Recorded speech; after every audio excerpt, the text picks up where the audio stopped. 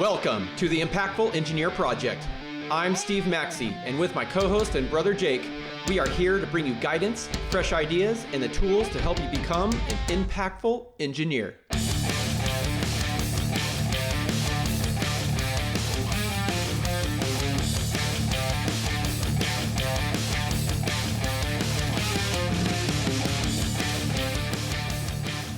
Welcome to the Impactful Engineer, where we help you accelerate your career by talking about stuff.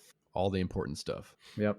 I'm Jake. I'm an electrical engineer for an MEP firm called Hallam ICS. I am with my brother Steve. He is an engineering manager extraordinaire for Klein Tools, which is a tool manufacturing company, of course. Absolutely. He's here. He's a mechanical. Yeah. He's also really sick today and has already been bitching about it. And, Yep. Had to Mr. slap him a Complain little Pants. bit. But yeah, hey man, welcome back from your trip. Thank you. I've been holding down the fort. I've just been here, Yeah. while you're out gallivanting Yep. and having a Just great time. partying it up overseas, spending my New Year's in the great land of China. Nice. Yeah. Well, at least I was able to record a few episodes and talk about what I want to talk about. Release one of those, so that was fun. Yeah, you're out to hell with what What you Steve want to has talk about. say. Yeah. But now let's talk about a couple things that you do want to talk about. We were kind of discussing it before. I know last time you took a trip, you came back and we wanted to talk about relationships. Yeah.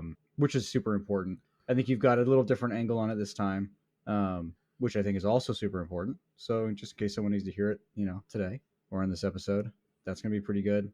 And I've got one after that. So let's get started. Let's get started with yours. We want to hear about it.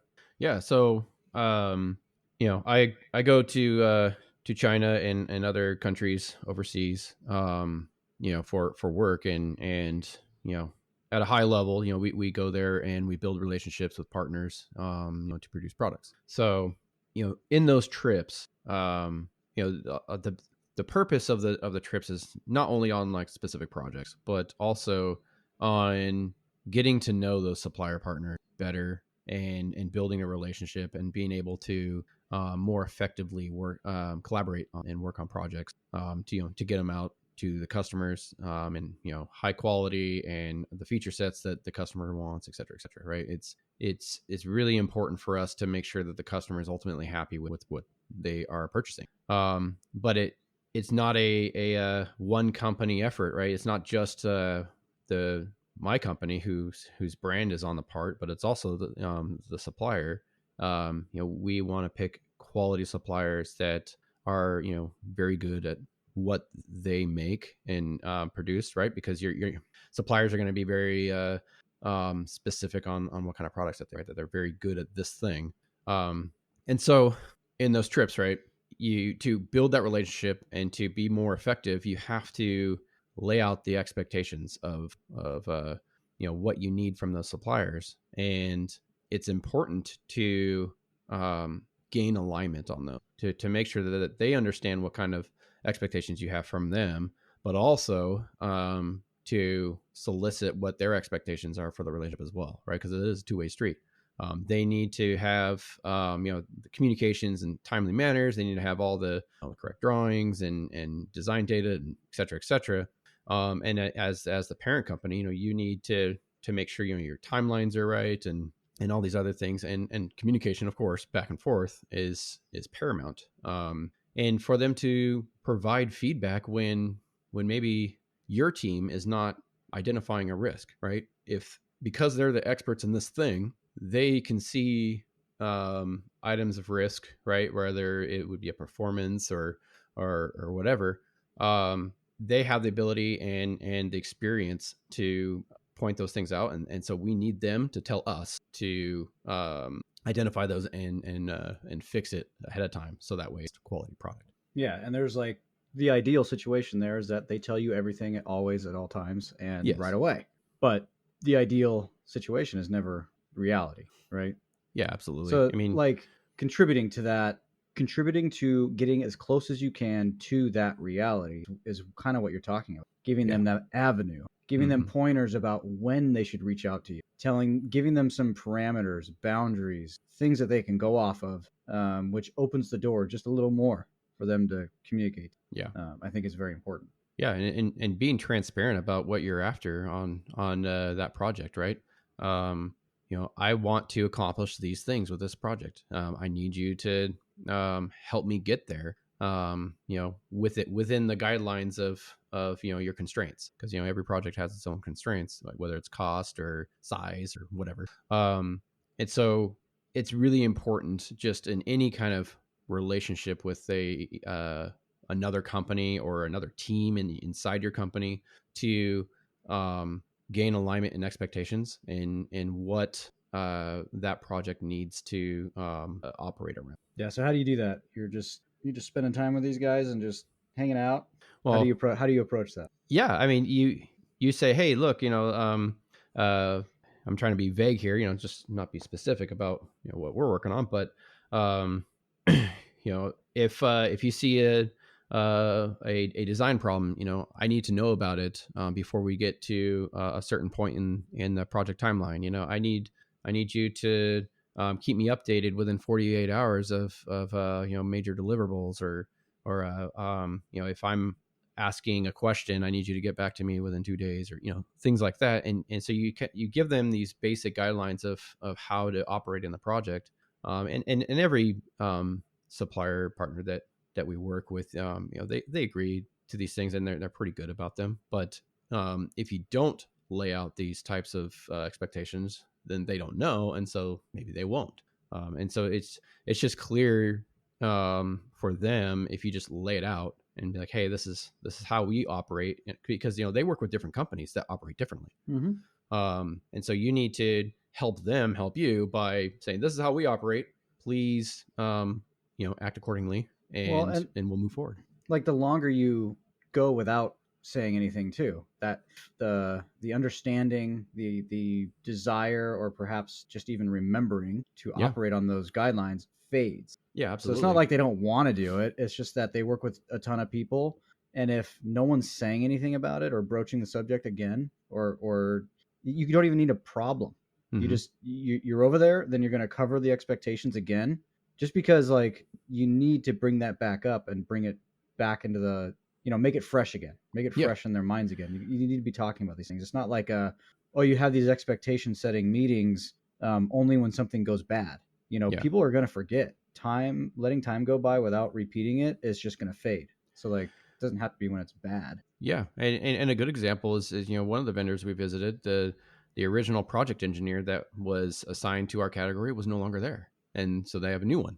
So it's obviously that new person is not going to be aware of all the expectations were set the last time we visited. And so just with that, it's good to revisit those expectations. So, when they do have turnover or new hires, et cetera, that's going to be reestablished. Yep. Yeah. And this goes from what, your situation, Steve, all the way down to an electrical and mechanical team in an MEP group. Yeah, absolutely. Hey, at what point do you need to know the voltage supply, mechanical engineer? And then it's like, hey, the structural guy's like, at what point do I want you to send me the weights and distributions so I can get this right? At what point do I need to send the electrical guy, the equipment selections with breaker requirements and all this? You guys can restate that, and you should lay it out if it's not laid. It's like, hey, typically by these times we should have this information available, and it should be sent to me. I shouldn't have to ask for it every time. Mm-hmm. You can lay those things out with your team and repeat those and make sure people are aware. So it works on teams too. Yeah, I mean, and just like with like parenting, you can really gauge if they understand, that other team, whether it's a supplier partner or an internal team, by just asking them to repeat it back to you. You just say, hey, can you just give me a rundown of what we just covered, just so we can fill in any gaps, and then go from there. Yeah, and all of this, of course, assumes that you have a working environment and relationship with people that will understand that you're going through these exercises. Yeah, because you want to win. Absolutely. That you're not picking any one person out, because a lot of these conversations, people walk away with like, well, duh. Or like, or you know what I mean? Like, I would have done that. What, have I not been doing that? That's assuming all that's not even there. Yeah. And that's an aspect of the conversations that I had is I was like, hey, we are in this to produce the best possible product together. And that's why we're talking about these things, is because I want to make sure that we are all aligned in the same goal. Because we want to win, and just bringing that up. I mean, you can see it in everyone's eyes. So they're just like, hell yeah, they're bought in. And so that's what I was going to say is buy-in. Yeah, it's you have to verify that buy-in, and that's another reason why you want to have them repeat it back. Right. And hopefully people are looking at their team members and saying, I see you have a problem with this. We need to fix that because we can't have a problem with this. I mean, look at our competitors. You want to be like so-and-so who does mediocre. Yeah. They're not doing this stuff that we're talking about, right? You want to win? We're going to do stuff like this to get used to it. Right. Yeah, absolutely. So kind of a short topic, but I think it's really important for everyone to understand, down, like you said, down from or up from a high level company to company, like supplier partner type relationships, down to individual teams within the same org. It's really important to lay out those expectations, gain alignment, buy in, and make sure everyone's marching towards the same goal. Yeah, and I'll add one last thing to it is that use the fact that you are talking about these things and there's still a conflict to flush out the overall problem. Like if you're talking about expectations and someone hasn't met them, but there's real context behind why, and it's a real reason, and you're like, all right, cool, let's move on, let's get it done. And when you do know, let me know. Don't use the lack of having those conversations create the problems. Use it. You talk about these things, and if there are still problems, you've eliminated one and you've flushed out the rest, and you can find them. Like I just see too many people like it was a problem. Like when I brought up expectations, it was a conflict the last time, and when I brought it up, they would have done it, but they literally didn't have the info and they couldn't do it. But then the problem is, why don't you have the info? Oh, then it cascades from there. Okay, well, so if it's completely not your problem, then whose problem is it? Okay, let's go talk to those people. Let's figure out what we can do. Do we need to change suppliers? Do we need to change vendors? Don't let it stop, because you were brave enough and had the courage to just talk about these expectations with your team members and they had a problem with it. Right. And then so the next time the next situation rolls around and you're going to go, hey, just want to lay out the expectations, make sure we have this and this at this time. And you don't bring it up because last time it was a conflict. You're actively going to be hurting the team environment. Yep. You're going to be setting up your own roadblocks in that program. So you got to be able to just let that stuff go, let the conversations happen, let the issues come up. Yep.